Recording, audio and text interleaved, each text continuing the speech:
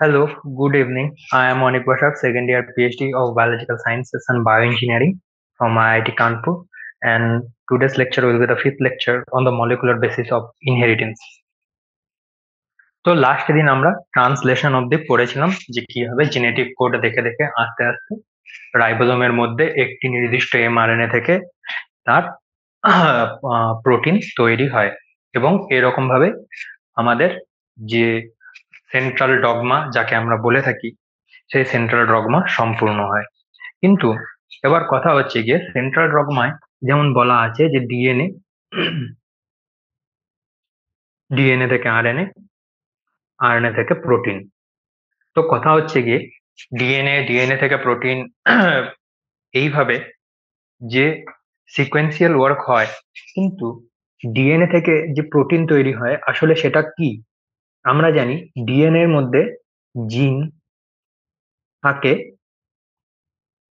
এবং প্রত্যেক প্রত্যেকটি জিন এক একটি প্রোটিনকে বা পেপটাইডকে কোড করে। এই কথাটির অর্থটা কি হচ্ছে? এই কথাটির অর্থ হচ্ছে কি যে আমাদের ডিএনএ তে বা ক্রোমোজোমে অনেক জিন থাকে এবং প্রত্যেকটি জিন থেকে একটি করে পেপটাইড বা প্রোটিন পাওয়া যায়। এবং কিন্তু এবার মনে রাখতে হবে, ধরা যাক মানুষের দেহের এটা একটা কোষ, কিন্তু এই যে এই সেলটি আছে বা এই কোষটি আছে, এখানে সেন্ট্রাল ডগমা কিভাবে নিয়ন্ত্রিত হয়। যেমন একটা উদাহরণ সাথে আমরা বুঝতে পারি যে ধরা যাক যখন আমরা খাই, খাবার সাথে সাথে সেগুলো যখন স্টমাক বা পাকস্থলীতে থাকে তখন সেই আন্দাজ বা স্মল ইন্টেস্টাইনে থাকে তখন সেই আন্দাজ আমাদের বডি বিভিন্ন পাচক উৎসেচক তৈরি করে, যেমন ধরো রেনিন, ট্রিপসিন, কাইমোট্রিপসিন এগুলো। কিন্তু এই যে এইরকম ভাবে কিন্তু এগুলো কিন্তু সব সময় তৈরি হয় না, শুধুমাত্র আমরা যখন খাই তার কিছুক্ষণ পরেই এগুলো তৈরি হতে শুরু করে। তাহলে সেই সব প্রোটিন কোনো একটি, অর্থাৎ আমি যেটা বলতে চাইছি যে কোনো একটি প্রোটিনে যতগুলো জিন থাকে তা সবসময় অ্যাক্টিভেট থাকে না বা সবসময় সক্রিয় থাকে না। এমনটা হয় না যে একটি জিন থেকে সব সময় সেখান থেকে প্রোটিন তৈরি হয়েই যাচ্ছে। এমনটা দেখা গেছে যে এই যে সেন্ট্রাল ডগমা হয়, অর্থাৎ ডিএনএ থেকে প্রোটিন, ডিএনএ থেকে আরএনএ এবং আরএনএ থেকে প্রোটিন, এটা কিন্তু নিয়ন্ত্রিত হয়। অর্থাৎ এটাকে আমরা কখনো কখনো এই কিছু কিছু জিনের জন্য এই প্রক্রিয়াটা বন্ধ হয়ে যায় এবং কিছু কিছু জিনের জন্য এই প্রক্রিয়াটা সবসময় খোলা থাকে। তো আহ, আমরা এটাকে কি বলি, এটাকে একরকম ভাবে এক্স করা যায়, সেটা হচ্ছে এক্সপ্রেশন। এক্সপ্রেশন কাকে বলে? এক্সপ্রেশন বলে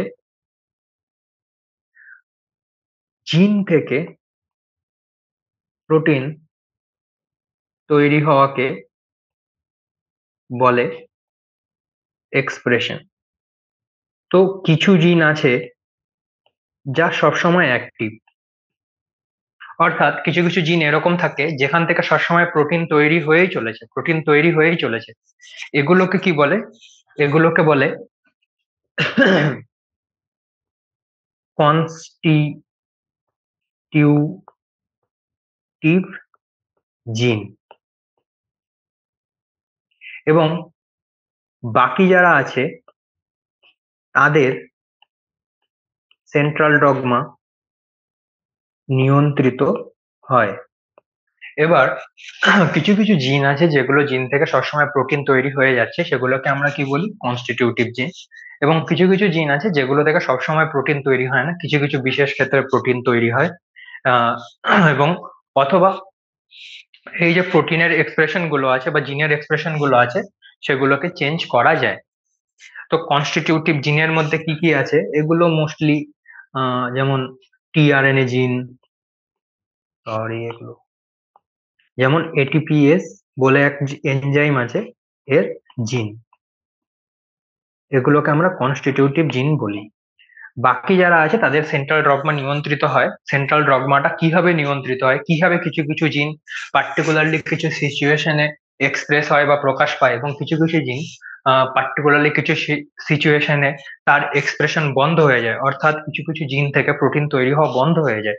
এবং এই নিয়ন্ত্রণটা কিভাবে হয় সেটা প্রথমে একটা সময় অবধি অনেকটা কনফিউশন ছিল, কিন্তু আহ একটা সময় যখন ল্যাক অপেরন আবিষ্কার হয় তখন আমরা সেন্ট্রাল ডগমাটা কিভাবে নিয়ন্ত্রিত হয় সেটা সম্পর্কে কিছুটা অবগত হই। এবং সেই সময় যারা ল্যাক অপেরন ডিসকভার করেছিলেন, অর্থাৎ ডক্টর জ্যাকব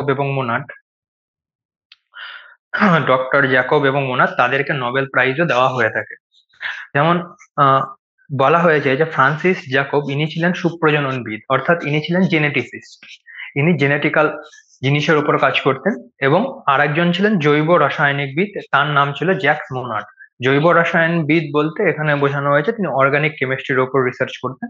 তো একজন যিনি জেনেটিক্স এর উপর রিসার্চ করতেন এবং একজন জৈব রাসায়নিকের উপর, অর্গানিক কেমিস্ট্রির উপর রিসার্চ করছেন, এরা দুজনে নিজেদের গবেষণাকে যখন একত্র করেন তার মাধ্যমে আমরা ধীরে ধীরে ল্যাক অপেরন সম্পর্কে জানতে পারি। তো এরা, এদের দুজনকে ল্যাক অপেরন আবিষ্কারের জন্য মনে রাখা হয়, বা ল্যাক অপেরন খুঁজে বের করার জন্য এদেরকে মনে রাখা হয়। এবং ল্যাক অপেরনের গুরুত্বটা কি না, ল্যাক অপেরনটা হচ্ছে সে প্রথম একটা এরকম আমাদের কাছে তথ্য নিয়ে আসে যে এই সেন্ট্রাল ডগমাটা কিছু কিছু জিনের ক্ষেত্রে নিয়ন্ত্রিত হয়, এবং সেটা কিভাবে নিয়ন্ত্রিত হয় এবং ল্যাক অপেরনের ক্ষেত্রে সেটা আমরা দেখব। তো এর আগে জেনে নেওয়া যাক ওপেরন কি। ওপেরন বা ওপেরন, মনে আছে আমি তোমাদের আগে একবার বলেছিলাম যে যখন কোনো জিন বা ডিএনএ থেকে আরএনএ তৈরি হবে, অর্থাৎ ট্রান্সক্রিপশন হবে, তার আগে কিন্তু আরএনএ পলিমারেজকে সবসময় প্রোমোটারে বাইন্ড করতে হয়। আরএনএ পলিমারেজ গিয়ে যখন প্রোমোটারে বাইন্ড করে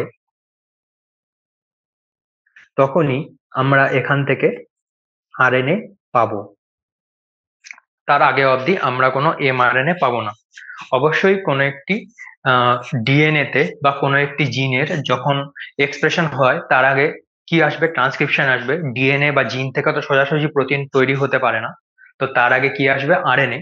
এবং ট্রান্সক্রিপশনের সময় দেখা গেছে যে আরএনএ পলিমারেজটা সবসময় ডিএনএ প্রোমোটার এলাকায়, ডিএনএ প্রোমোটার অঞ্চলে গিয়ে বাইন্ড করে, এবং আরএনএ পলিমারেজ সেটা ছাড়া অন্য কোনো জায়গায় বাইন্ড করে না, একমাত্র প্রোমোটার অঞ্চলে গিয়েই বাইন্ড করে। এবার আমরা যখন প্রোমোটার এবং আরএনএ পলিমারেজ সম্পর্কে অনেকটা জেনে গেছি, তখন সায়েন্টিস্টরা কি দেখেছিল যে ইকোলাই বলে যে ব্যাকটেরিয়াটা আছে, ইকোলাই, ইকোলাইতে তারা একটু অদ্ভুত জিনিস লক্ষ্য করেন যে একটি প্রোমোটার আছে এবং তার সাথে আছে কি না, একটি নয় অনেকগুলো জিন। যেমন ধরা যাক এ, বি, সি, ডি, এরকম। এবং এদের এখানে যদি আরএনএ পলিমারেজ এসে বাইন্ড করে তখন কি হয় না, এখান থেকে একটা বড় এমআরএনএ তৈরি হয়, যেটাতে কি রয়েছে, এও থাকবে, বিও থাকবে, সিও থাকবে, ডিও থাকবে।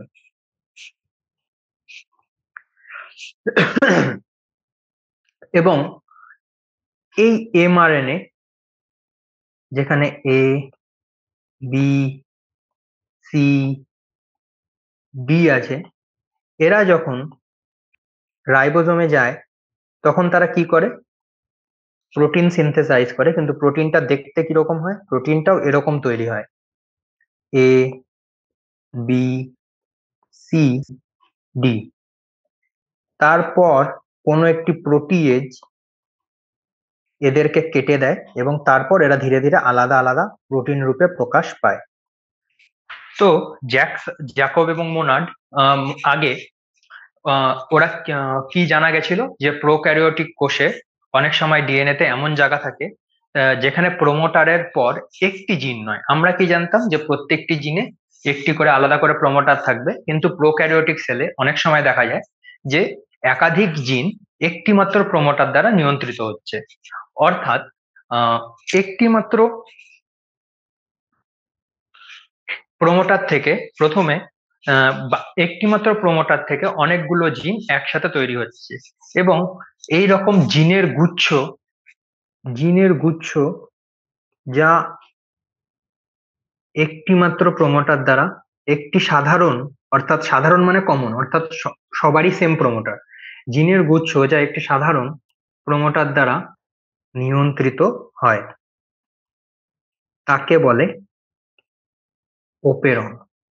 ইহা এটা কেবল কোথায় পাওয়া যায়? প্রোক্যারিওটিকে। ইউক্যারিওটিকে ওপেরন ন্যাচারালি পাওয়া যায় না, প্রোক্যারিওটিকে পাওয়া যায়। তো এই হচ্ছে গিয়ে এসে যেখানে বলা আছে জিনের একটি সাধারণ প্রমোটার, অর্থাৎ আমরা কি দেখছিলাম যে ABCD চারটে জিন একটি মাত্র প্রমোটার দ্বারা নিয়ন্ত্রিত হচ্ছে, তখন তাকে আমরা কি বলবো? ওপেরন।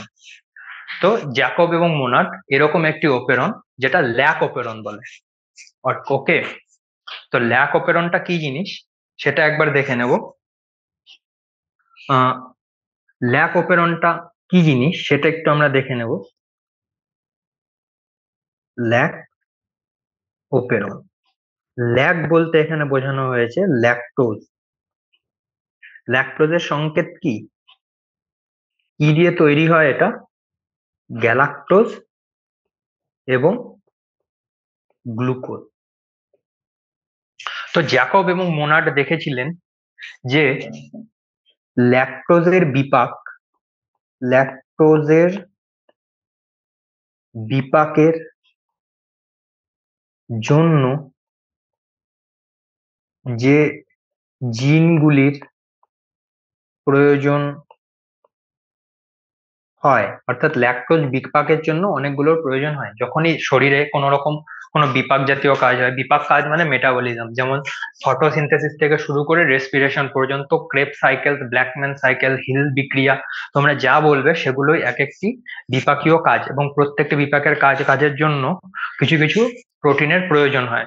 তো ল্যাকটোজ এবার কি করা হয় যে আমরা যেরকম আমাদের শক্তির জন্য শর্করা বা চিনি বা কার্বোহাইড্রেট গ্রহণ করে থাকি, তো এরকম ব্যাকটেরিয়াকেও প্রতিপালনের জন্য ব্যাকটেরিয়াকে কালচার করা হয় ন্যাচারালি। তো বা গ্রো করানো হয়, তো গ্রো করানোর জন্য অনেক সময় আমরা তাকে ল্যাকটোজ দিয়ে থাকি, অর্থাৎ lactose as a source of energy তারা ইউজ করে থাকে, শক্তির উৎস হিসাবে তারা ব্যবহার করে থাকে। তো এই যে ল্যাকটোজ আছে, এই ল্যাকটোজটা বিপাকের জন্য বা ল্যাকটোজটাকে কিভাবে ব্যাকটেরিয়াটা নিজের দেহে সম্পূর্ণ রকম ভাবে আত্তীকরণ করবে, অর্থাৎ একদম সেটাকে গ্রহণ করবে, সেটার জন্য যে উৎসেচক গুলোর প্রয়োজন বা যে জিনগুলোর প্রয়োজন হয়, মূললি উৎসেচকের প্রয়োজন হয়, এখানে আমরা জিন লিখেছি, যে জিনগুলোর প্রয়োজন হয় তারা একই সাথে একটি মাত্র সাধারণ প্রমোটার দ্বারা নিয়ন্ত্রিত হয়। তো আমরা অপেরণ বলতে কি বোঝালাম? অপেরণ বলতে আমরা বলেছিলাম যে অনেকগুলো জিন থাকবে এবং তাদের একটি সাধারণ প্রমোটার থাকবে, এবং সেই প্রমোটারটা থেকে ধীরে ধীরে সমস্ত প্রোটিন তৈরি হবে, এবং ধীরে ধীরে সেই প্রোটিন গুলো যখন তৈরি হবে তারপর আস্তে আস্তে সেগুলো আলাদা আলাদা প্রোটিনে পরিণত হবে। ল্যাক অপেরণের সময় কি হয়? ল্যাক অপেরণটা কি জিনিস? ল্যাক অপেরণটা বলতে বোঝানো হয়েছে যে ল্যাকটোজ বিপাকের জন্য যে জিনগুলোর প্রয়োজন হয় তারাও একসাথে থাকে, এবং ওই অপেরণটাকে, যেহেতু এটা ল্যাকটোজের বিপাকে ব্যবহার হেল্প করে, তার জন্য একে কি বলা হয়? ল্যাকটোজ অপেরণ বা ল্যাক অপেরণ। গেল, এটা ছিল ল্যাক অপেরণ বা ল্যাকটোজ অপেরণ কাকে বলে। এবার ল্যাকটোজ অপেরণ বা ল্যাক অপেরণটা দেখতে কিরকম হয়? ল্যাকটোজ অপেরণ বা ল্যাক অপেরণটা দেখতে হয় অনেকটা এইরকম। এটাকে যদি আমরা ড্র করি তাহলে কি দাঁড়াবে? হুম হুম প্রথমে বলা হয়েছে এটা একটা কি, এটা একটা ওপেরন, তাই এর কি থাকবে সবার আগে? এর সবার আগে থাকবে প্রোমোটার। এটাকে আমরা কি লিখবো? Lac promoter. গেল? দ্বিতীয়তে কি জিনিসটা থাকবে না, অপেরনের সংজ্ঞাতেই আমরা বলেছি যে এক বা একাধিক জিন একটি মাত্র প্রমোটার দ্বারা নিয়ন্ত্রিত হয়। তো ল্যাক অপেরনে তিনটে জিন থাকে। কি কি জিন থাকে সেটা আমরা দেখবো আস্তে আস্তে। প্রথমটা থাকবে যেটাকে আমরা বলা জেড, বা একে ল্যাক জেডও বলে। এই ল্যাক জেডটা আসলে কি? ল্যাক জেডটা হচ্ছে কি গ্যালাক্টো সাইডে অর বিটা গ্যালাক্টো সাইডে। বুঝতে পারলে? এটা হচ্ছে গিয়ে ল্যাক অপহরণের প্রথম জিন। দ্বিতীয় জিনখানা কি? দ্বিতীয় জিনখানা হচ্ছে গিয়ে ল্যাক ওয়াই। একে কি বলা হয়? একে বলা হয় পারমিয়েজ। গেল। এবং তৃতীয় জিনটির নাম কি? এটাকে বলে ল্যাক এ বা ট্রান্স অ্যাসিটাইলেজ।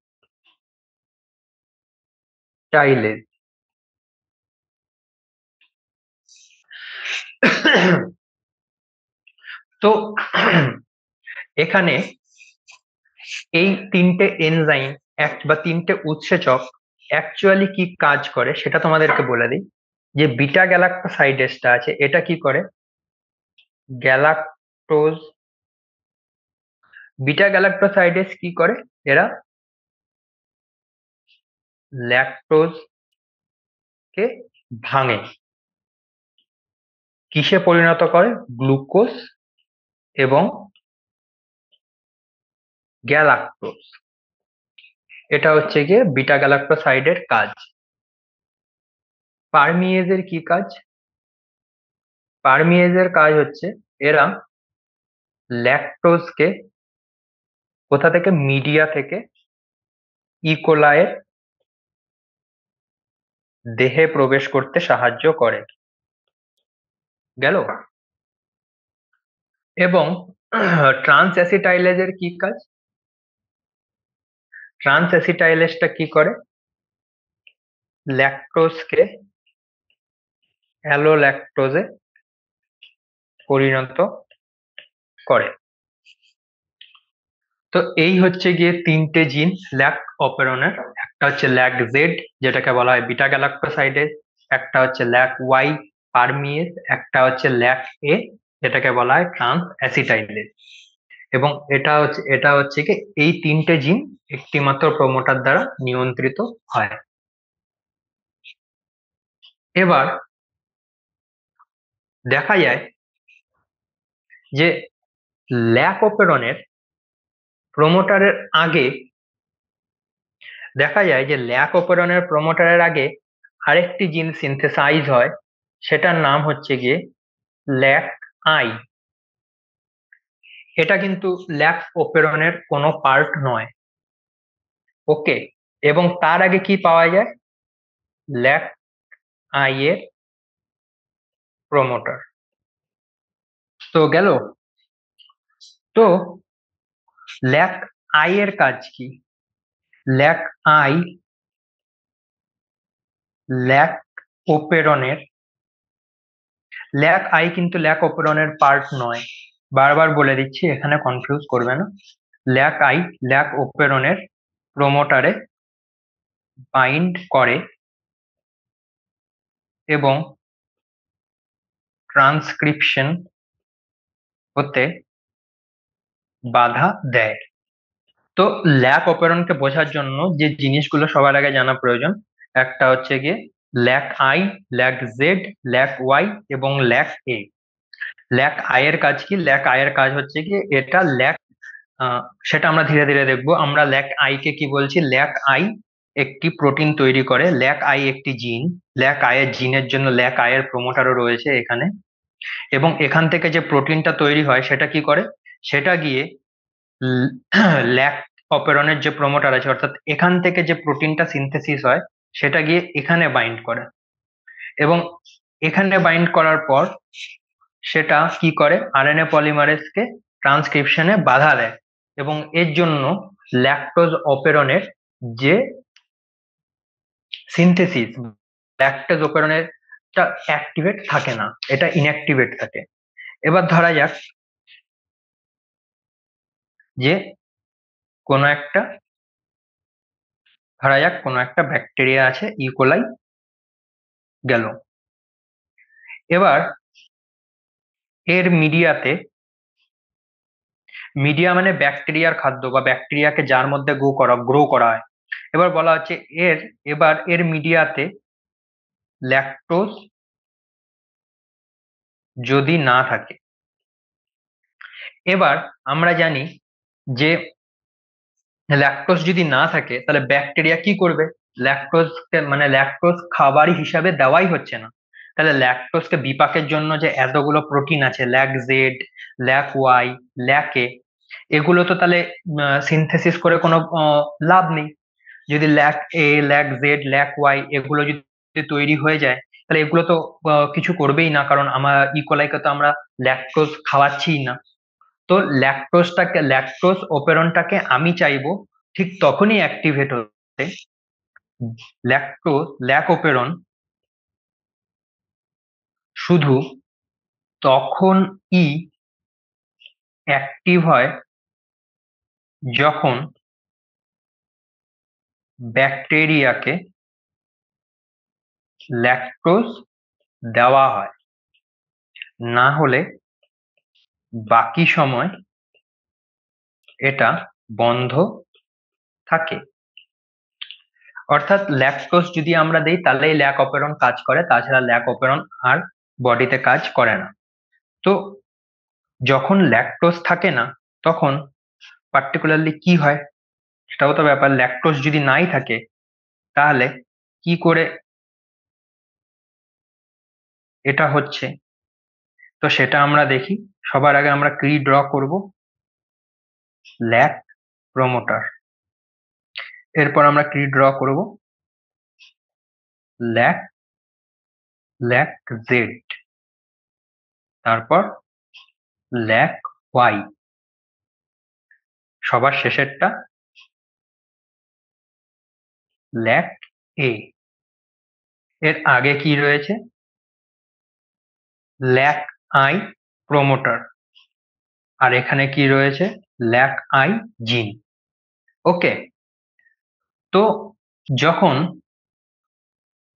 ল্যাকটোজ থাকে না, তখন কি হয় যে এখান থেকে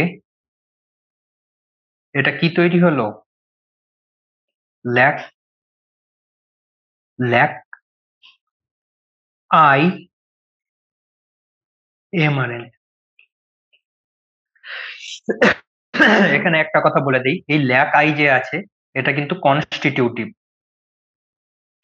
আমরা কাকে কনস্টিটিউটিভ বলেছিলাম মনে করে দেখো, কিছুক্ষণ আগে আমরা বলেছিলাম কাকে কনস্টিটিউটিভ বলেছিলাম। কিছু জিন আছে যা সবসময় হয় একে কনস্টিটিউটিভ বলে, যেমন lac I is also an example. Lac আইও একটি উদাহরণ কনস্টিটিউটিভ জিনের। কনস্টিটিউটিভ জিন মানে কোনটা? যেটা সবসময় ও কোষ যে সবসময় মানে কি বলবো, কোষ যে কোনো অবস্থাতেই থাকুক, ইকোলাই যে কোনো অবস্থাতেই থাকুক, ট্রান্সক্রিপশন হতে থাকবে। তো কনস্টিটিউটিভ,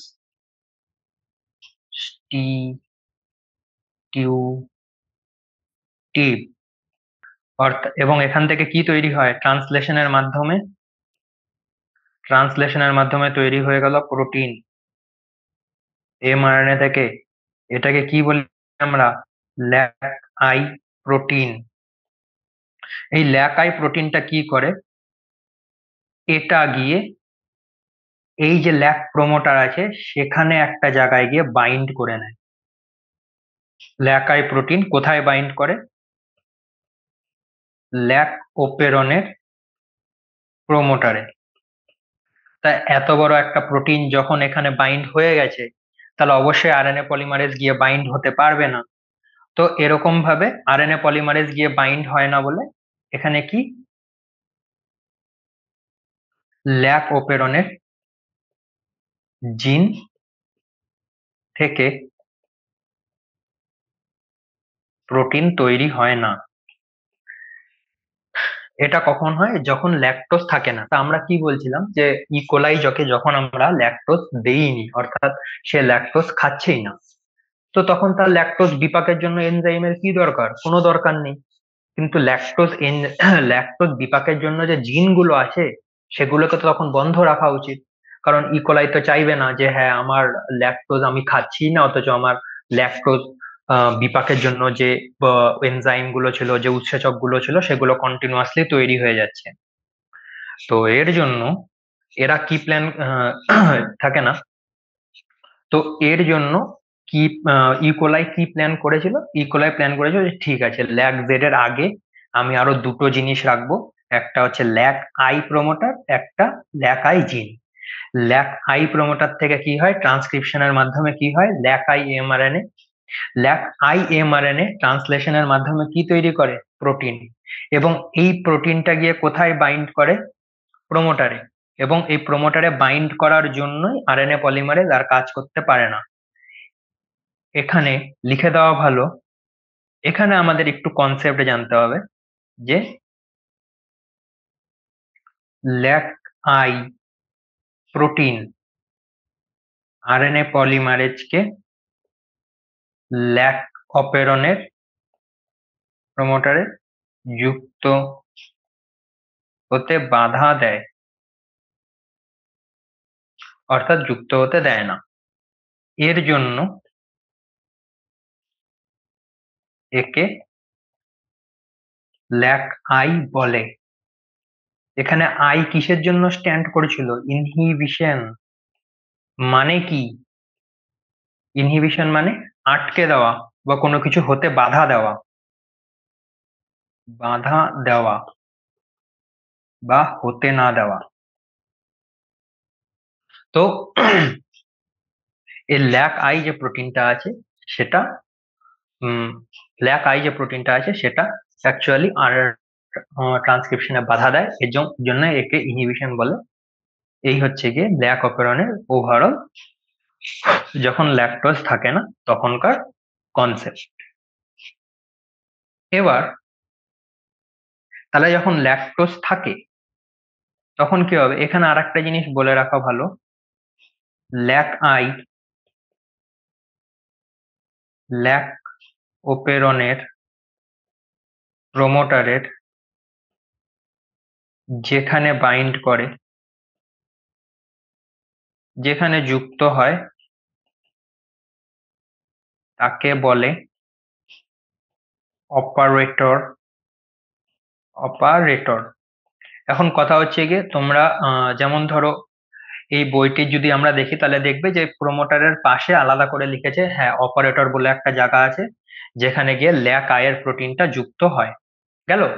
কিন্তু আহ আমি এখানে যখন ডায়াগ্রামটি বানিয়েছি তখন আমরা দেখেছি ল্যাক প্রপেরন প্রোমোটারের মধ্যে থাকা। অ্যাকচুয়ালি এই অপারেটর যে পার্টটা আছে বা যেটাকে আমরা অপারেটর বলছি, যেখানে গিয়ে অ্যাকচুয়ালি ল্যাক আই বাইন্ড করছে, সেটা আসলে কিন্তু ল্যাক অপরন প্রোমোটারেরই পার্ট। অর্থাৎ এই যেটাকে আমরা অপারেটর বলি বা যেখানে গিয়ে ল্যাক আই বাইন্ড হয়, সেটা কিন্তু আসলে ল্যাক অপেরনের প্রোমোটারেরই পার্ট। তাই যদি কেউ অপারেটরের বদলে প্রোমোটারও লেখো তাহলে কিন্তু সেটা ভুল নয়। হয়তো টেকনিক্যালি একটু বেঠিক হবে, কিন্তু ভুল নয়। কারণ operator is a part of the promoter. গেল। এবার যখন ল্যাকটোজ উপস্থিত থাকে,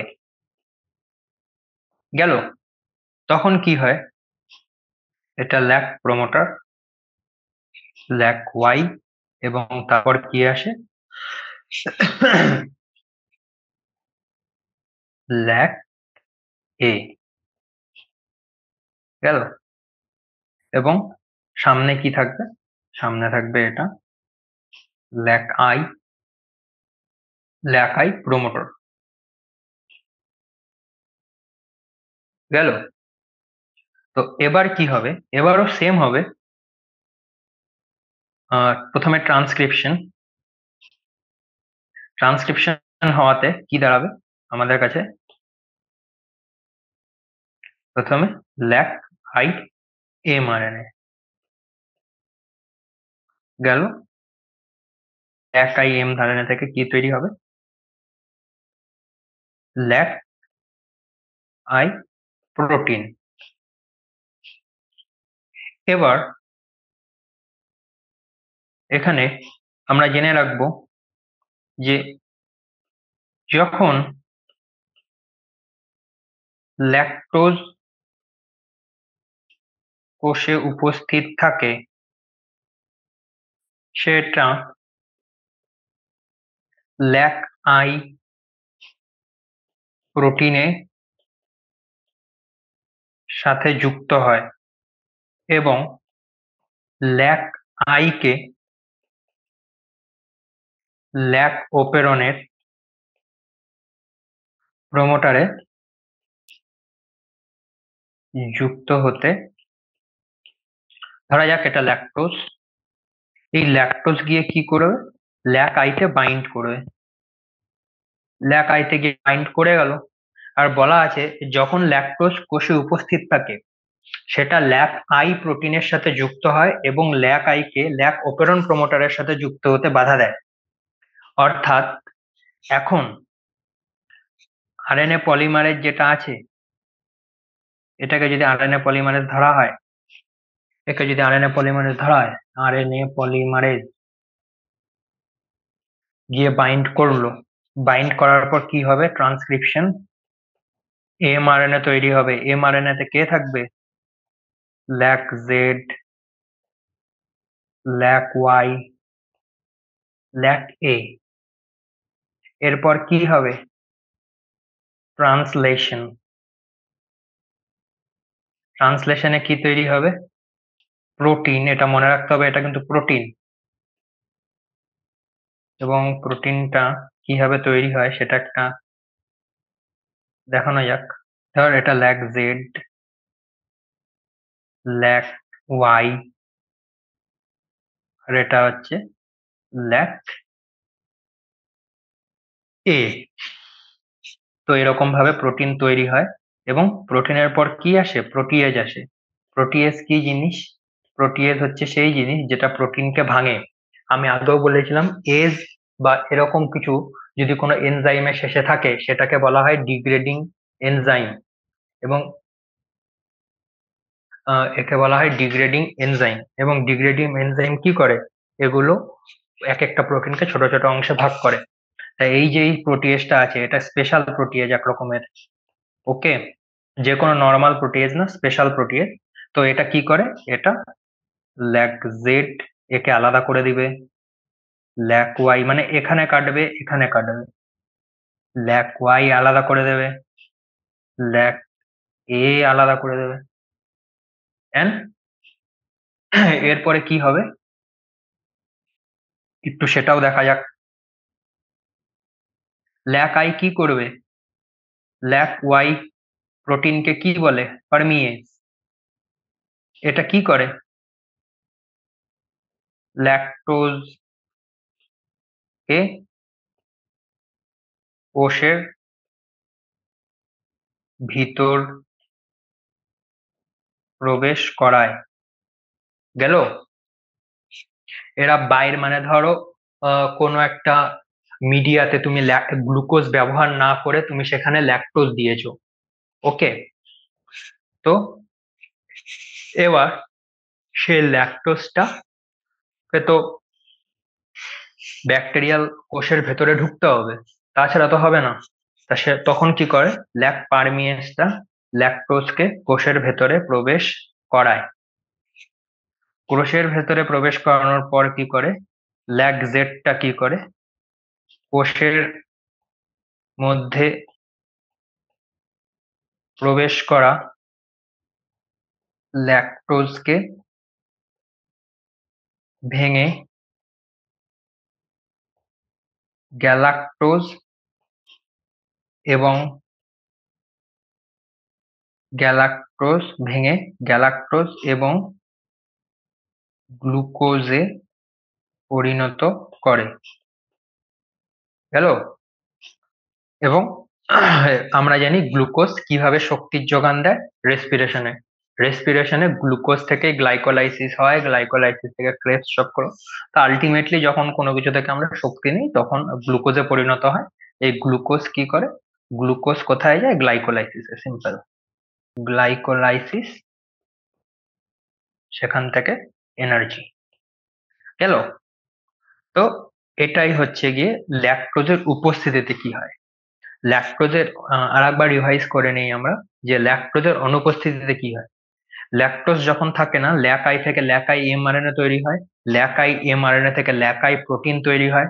ল্যাকাই প্রোটিনটা খুবই শয়তান, এটা কি করে, ল্যাক অপেরন উপস্থিত থাকে তখন কি হয়, তখন ল্যাকাই থেকে, যেহেতু আমি বলেছি ল্যাকাই একটা trans constitutive constitutive protein, constitutive জিন, তার জন্য কি হয়, ল্যাকাই থেকে সবসময় ল্যাকাই প্রোটিন তৈরি হবেই, সে ল্যাকটোজ থাকুক বা না থাকুক। কিন্তু যখন ল্যাকটোজ থাকে তখন কি হয়, তখন ল্যাকাই প্রোটিনের মধ্যে গিয়ে ল্যাকটোজ গিয়ে বাইন্ড করে, অর্থাৎ ল্যাকাই প্রোটিনের মধ্যে গিয়ে ল্যাকটোজ যুক্ত হয়ে যায়। তো বলা আছে যে যখন ল্যাকটোজ কোষে উপস্থিত থাকে এবং সেটা ল্যাকাই প্রোটিনের সাথে যুক্ত হয় এবং ল্যাকাইকে ল্যাক অপেরন প্রমোটারের সাথে যুক্ত হতে বাধা দেয়, এর ফলে কি হয়, ল্যাক আয়ের কাজ কি ছিল, ল্যাক আয়ের কাজ ছিল যে আমরা ল্যাক ওপেরনের আরএনএ পলিমারেজ বাইন্ড হতে দেব না। এবার ল্যাক আই নিজেই প্রমোটারে বাইন্ড হতে পারছে না, তো বাধা কি করে দেবে, ওকে। তার জন্য আরএনএ পলিমারেজ যেটা এইখানে যুক্ত হতে পারছিল না, এখানে ল্যাক আই যুক্ত হয়ে যাচ্ছিল, এখানে আরএনএ পলিমারেজ কিন্তু যুক্ত হতে পারছে। এবং আরএনএ পলিমারেজ যুক্ত হওয়ার পরে কি হলো, প্রথমে একটা ট্রান্সক্রিপশন হয়। ট্রান্সক্রিপশনটা কিরকম ভাবে হয় দেখবে, lac Z, lac Y, lac A, তিনটে আলাদা আলাদা জিন, কিন্তু তিনটে জিনের ট্রান্সক্রিপশনের জন্য যে এমআরএনএ, তিনটে জিনের ট্রান্সক্রিপশনের জন্য যে এমআরএনএ, সেটা কিন্তু একসাথেই তৈরি হচ্ছে, অর্থাৎ এগুলো এখনো আলাদা হয়নি। এরপর কি হবে, ট্রান্সলেশন। ট্রান্সলেশনে কি হয়, ল্যাক জেড, ল্যাক ওয়াই এবং ল্যাক এ, এই তিনটে প্রোটিন একসাথে সিনথেসিস হয়, মানে তিনটে প্রোটিন একসাথে তৈরি হয়ে গেছে। এবং তারপর কোনো একটি স্পেশাল প্রোটিয়েজ ইকোলাইতে থাকে, তারপর সেটা বলে যে ল্যাক জেড কে আলাদা করলো, ল্যাক ওয়াই কে আলাদা করলো, ল্যাক এ কে আলাদা করলো, ল্যাক ওয়াই পারমিয়েজ। তো এবার ল্যাক ওয়াইটা কি করে, ল্যাক ওয়াইটা ল্যাক জেড কে কোষের ভেতরে, সরি, ল্যাক ওয়াইটা ল্যাকটোজকে কোষের ভিতরে প্রবেশ করতে সাহায্য করে। এবং ল্যাক জেডটা কি করে, সেই ল্যাকটোজটাকে ভাঙে, এবং ল্যাকটোজটাকে ভেঙে কি তৈরি করে, একটি গ্লুকোজ এবং একটি গ্যালাক্টোজ। এবং এই গ্লুকোজ এবং গ্যালাক্টোজ কোথায় ইউজ হয়, গ্লুকোজ এবং গ্যালাক্টোজ ইউজ হয় গ্লাইকোলাইসিসে, এবং গ্লাইকোলাইসিসের মাধ্যমে ইকোলাইতে সেটা শক্তি তৈরি করে। তো এই ছিল ল্যাক ওপেরন। এখানে যেটা আগেও বলে রাখছি যে ল্যাক আইটা যেখানে প্রমোটারের যে জায়গাটায় বাইন্ড করে, অর্থাৎ এই জায়গাটা, এটাকে অনেক সময় অপারেটর বলা হয়, কিন্তু মনে রাখবে যে operator itself is a part of promoter, অর্থাৎ অপারেটর নিজেই প্রমোটারের পার্ট, সুতরাং মানে একদম আলাদা করে বলার খুব মানে প্রয়োজনীয়তা সবসময় থাকে না, এবং অনেক সময় অনেক জায়গায় দেখবে যে এরকম করে বলা আছে যে সেটা তো প্রমোটারই বাইন্ড হয়। এরপর আছে যেটা তোমাদের, সেটা হচ্ছে, এরপর তো যেটা তোমাদের আছে সেটা হচ্ছে হিউম্যান জিনোম প্রজেক্ট। প্রথমত এই নামটা মনে রাখতে হবে, এইচজিপি মানে হিউম্যান জিনোম প্রজেক্ট। এটা একটা ইম্পর্টেন্ট। কবে শুরু হয়েছিল, 1990, নাইনটিন 1990 এটা। এবং এটার উদ্দেশ্য কি ছিল, এটার উদ্দেশ্য ছিল যে এতদিন তো আমরা এত কিছু পড়লাম, যে ম্যান্ডেলের সূত্র থেকে কিভাবে ডিএনএ থেকে শুরু করে কিভাবে বংশগতি নিয়ন্ত্রিত হয়, কিভাবে প্রোটিন কাজ করে, ট্রান্সলেশন, ট্রান্সক্রিপশন। তো এগুলো তো উম, আমরা জানি, কিন্তু মানুষের মতো যারা জটিল জীব, অর্থাৎ আমাদের মানুষের ডিএনএ এতটাই বড় যে সেটাকে যদি প্রত্যেকটা সিকোয়েন্স, অর্থাৎ ATGC এমন করে বেস সিকোয়েন্স করে করা হতো, তাহলে তখনকার সময় যে টেকনোলজি অ্যাভেলেবেল ছিল সেটাতে অনেক দেরি হতো, অর্থাৎ তখনকার সময় যে যন্ত্রপাতিগুলো ইউজ করা হতো সেগুলো দিয়ে অতটা তাড়াতাড়ি হতো না। তো সেই সময় 1990 সালে এরকম প্ল্যান করা হয়েছিল যে না, আমরা কোনো একটি মানুষের ভেতরকার সমস্ত যে ডিএনএ আছে সেটাকে সিকোয়েন্সিং করব, এবং সিকোয়েন্সিং করে দেখব যে মানুষের দেহে আমরা কি কি জিন আছে, কি কি জিন নেই, এরকম অনেক কিছু পাওয়া গেছে, অনেক কিছু ওদের দাবি ছিল যে এরকম আমরা জানতে পারবো। তো এই জিপির পর তারা একটা জিনিস দেখেছিল যে মানুষের মধ্যে 20,000 থেকে 25,000 খানা জিন আছে। জিন কটা আছে? 20,000 থেকে 25,000 খানা। গেল, 20 থেকে 25,000 খানা জিন আছে। এবং ধরা হয় আবিষ্কৃত যতগুলো জিন আবিষ্কার হয়েছে তার সাথে 50%-এরও বেশির কাজই জানা যায়নি। অর্থাৎ মানুষের দেহ থেকে যে জিনগুলো সম্পর্কে আমরা জানতে পারি যে আচ্ছা এটা একটা জিন, এখানে আরএনএ পলিমারেজ বাইন্ড করছে, এখান থেকে প্রোটিন তৈরি হচ্ছে, এরকম আরএনএ তৈরি হচ্ছে, আরএনএ থেকে প্রোটিন তৈরি হচ্ছে। কিন্তু মানুষের ক্ষেত্রে দেখা গেছে যে এরকম একে তো এতগুলো জিন, 20,000 30,000, তার মধ্যে 50%-এরও বেশিরভাগ জিনের কোনো কাজই এখনো পর্যন্ত জানা সক্ষম হয়নি। এবং তারপর আরেকটা জিনিস দেখা গেছে যে জিনোমে 2%-এরও কম অংশ প্রোটিন সংকেত বহন করে। এবার আমার কথা হচ্ছে গিয়ে 2% যদি কোডিং হয়, অর্থাৎ প্রোটিন বহন করে, 98% কি? 98% হচ্ছে ইন্ট্রন। এটা তোমরা আগেই জেনে গেছো, এটা খুবই ভালো, কিন্তু তাও বলে রাখছি। যে কোনো জায়গায়, বিশেষ করে ইউক্যারিওটিকের দেহে যে ক্রোমোজোম বা ডিএনএ থাকে তাতে বেশিরভাগ অংশই কোনো প্রোটিন কোড করে না। অর্থাৎ বেশিরভাগ জায়গায় ফাঁকা, মানে অপ্রয়োজনীয়, অপ্রয়োজনীয় বলবো না, আমরা জানি পরবর্তীকালে যে ইন্ট্রনের কাজ আছে, কিন্তু এখনকার মতো জানো যে এরা প্রোটিন কোড করে না। 98% জায়গায় কোনো রকম কোনো কোডিং এরা করে না, কোনো রকম কোনো প্রোটিনের সম্পর্কে এদের সাথে যুক্ত নেই। কেবল 2% প্রোটিন তৈরি করে, শুধুমাত্র 2% প্রোটিন তৈরি করে। এবং এই 2% যে জিন প্রোটিন তৈরি করে তার মধ্যেও 50%, মানে তারও অর্ধেকের বেশি কাজই আমরা জানি না যে অ্যাকচুয়ালি কি কাজ হয়। তো হিউম্যান জিনোম প্রজেক্ট থেকে এইসব জিনিসগুলো জানা গেছিল, এগুলো একটু পড়তে হবে, সেরকম বোঝানোর কিছুই নেই।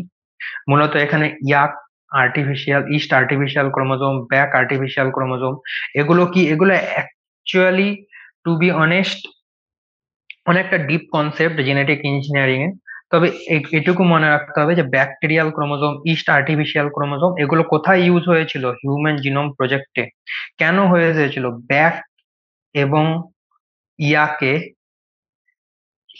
হিউম্যান ডিএনএ সিকোয়েন্স ঢোকানো হয়েছিল। গেল, ইএসটি এক্সপ্রেসড সিকোয়েন্স ট্যাগস, এটা দেওয়া তো আছে, কিন্তু এখন সত্যি এত ছোট ক্লাসে বোঝানোর জন্য সত্যি খুব প্রবলেম। তাও তোমরা দেখতে পারো। এটাই ছিল আজকের মতো। এবং নেক্সট দিন আমরা যেটা পড়বো সেটা হচ্ছে গিয়ে, যেখান থেকে আমরা শুরু করব নেক্সট দিন, সেটা হবে হচ্ছে গিয়ে ডিএনএ ফিঙ্গারপ্রিন্টিং। এবং ডিএনএ ফিঙ্গারপ্রিন্টিং কেন করা হয়, ডিএনএ ফিঙ্গারপ্রিন্টিং কিভাবে করা হয়, কে আবিষ্কার করে, এগুলো নিয়ে আমরা শুরু করব। এবং কালকেই আমরা আরেকটি জিনিস পড়বো যেটা আগে পড়ানো হয়নি, সেটা হচ্ছে পরিব্যক্তি বা মিউটেশন। তো এই দুটো আমরা আগে, কালকে বা নেক্সট ক্লাসে আমরা পড়বো। আজকের মতো আমরা ল্যাক অপেরনটাকে একটু ভালো করে দেখলাম। আবার দেখা হবে পরদিন। টাটা, সকলে ভালো থাকবে। বাই।